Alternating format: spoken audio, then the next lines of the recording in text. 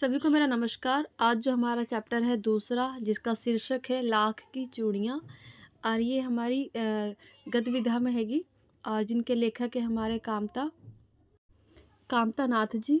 ये कहानी विधा में है जो गद्य विधा में होती है।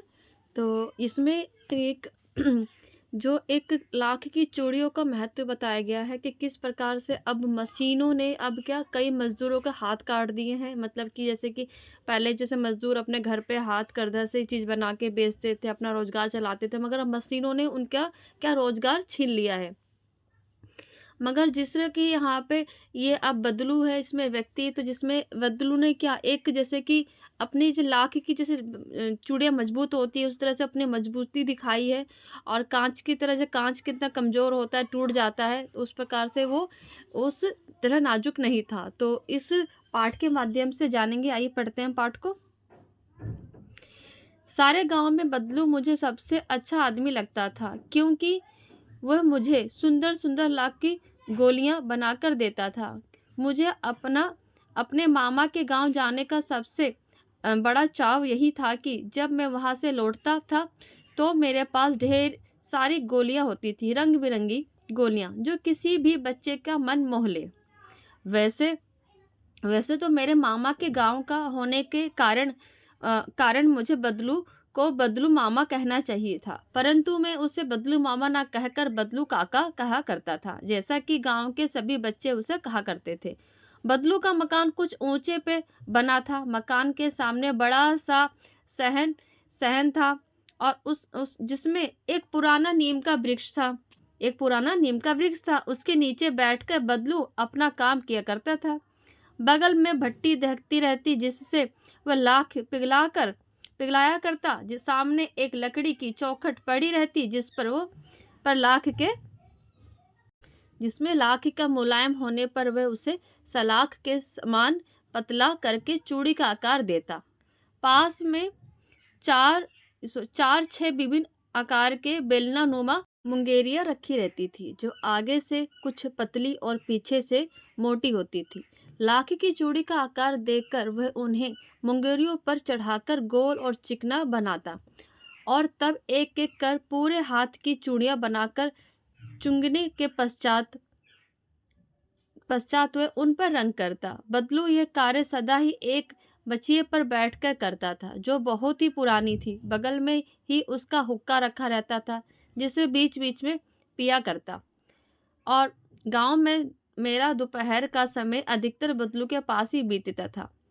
वह मुझे लता कहा करता था, और मेरे पहुंचते ही मेरे लिए तुरंत एक मछिया मंगवा देता। मैं घंटों बैठ बैठ उसे इसी प्रकार चूड़ियां बनाते देखता रहता। लगभग रोज ही वह चार छः जोड़ी चूड़ियां बनाता।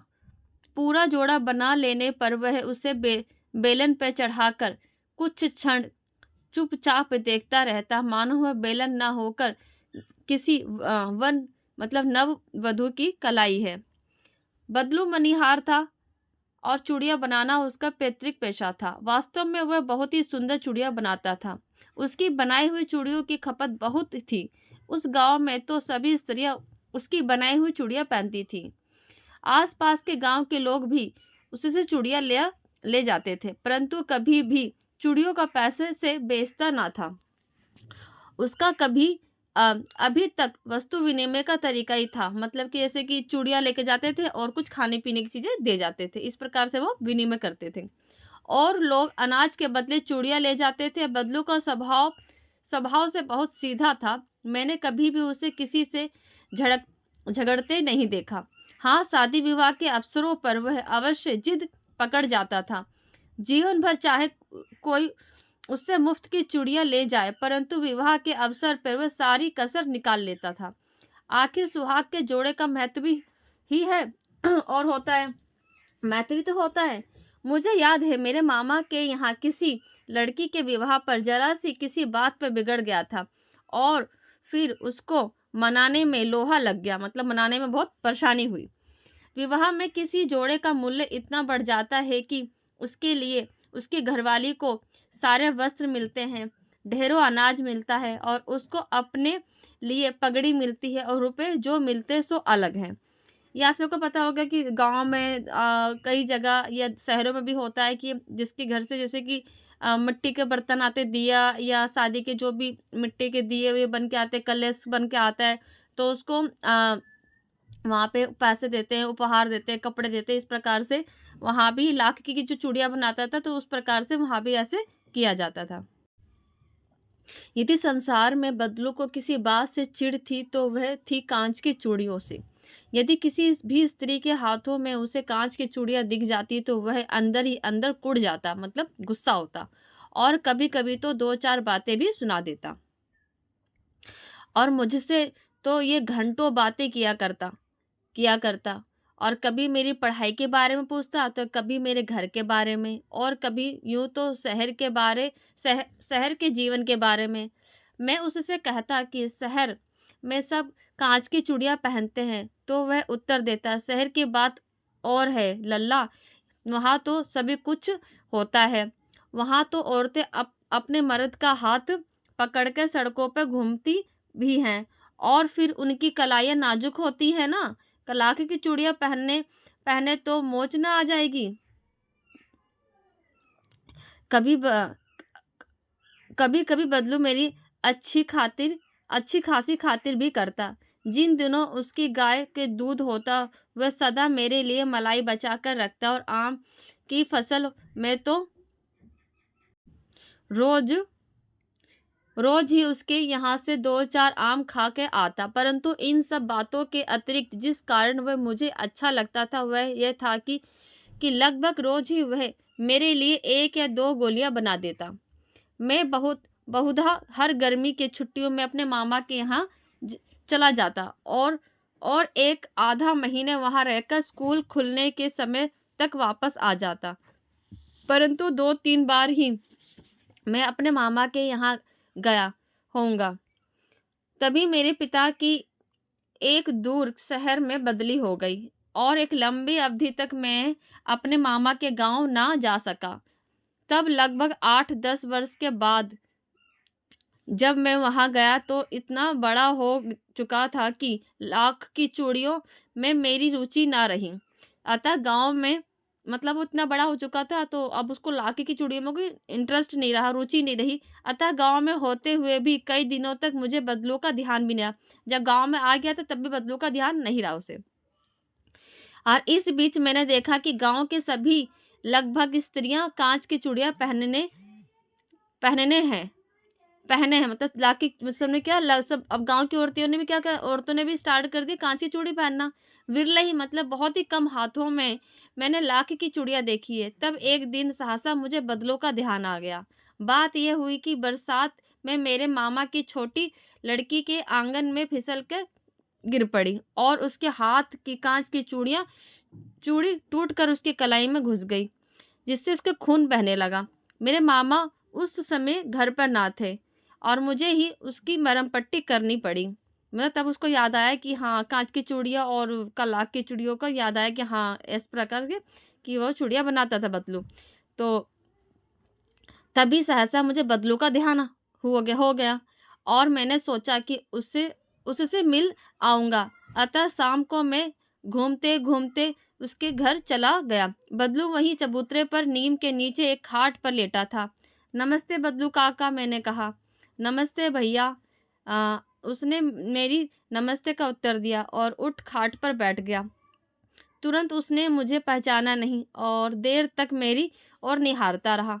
मैं हूँ जनार्दन काका, आपके पास से गोलियां बनवा कर ले जाता था।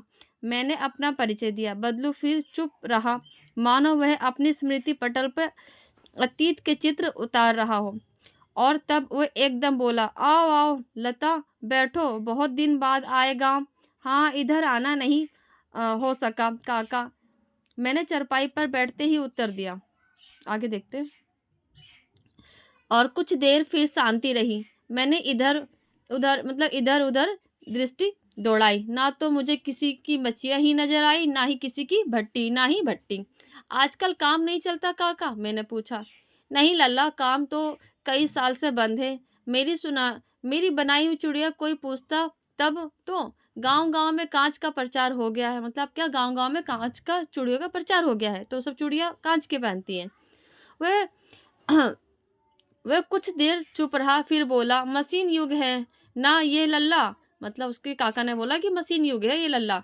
आजकल सब काम मशीन से होता है, खेत भी मशीन से जोते जाते हैं, और फिर तो जो सुंदरता कांच की चूड़ियों में होती है वो लाख की चूड़ियों में कहाँ संभव है।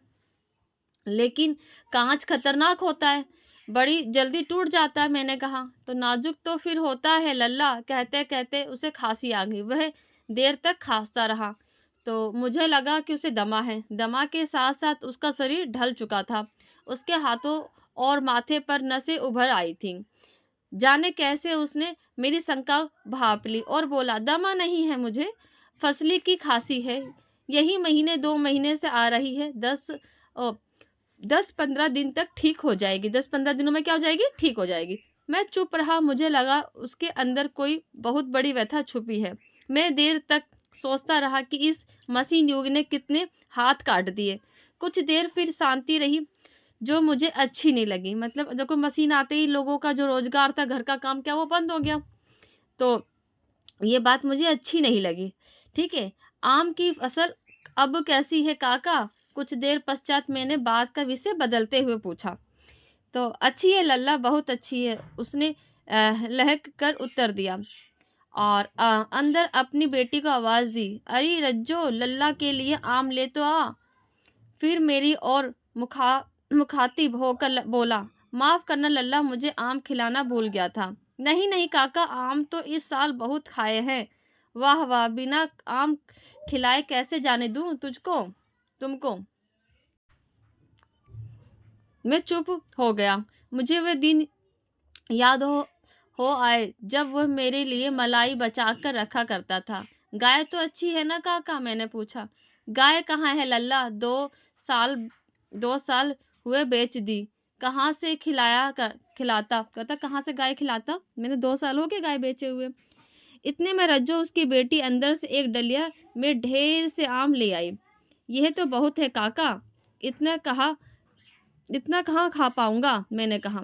हाँ हाँ, वह हंस पड़ा। शरीर जो शहरी ठहरे ना। मैं तुम्हारी उम्र का था तो इसके 4 गुना आम एक वक्त में खा जाता था। आप लोग की बात और है, मैंने उत्तर दिया। अच्छा बेटी, लता को 4-5 आम छाट को दो, सिंदूर वाले देना। देखो लल्ला कैसे हैं, इसी साल ये पेड़ तैयार हुआ है। तो रज्जो ने 4-5 आम अंगुलियों में लेकर मेरी ओर बढ़ा दिए।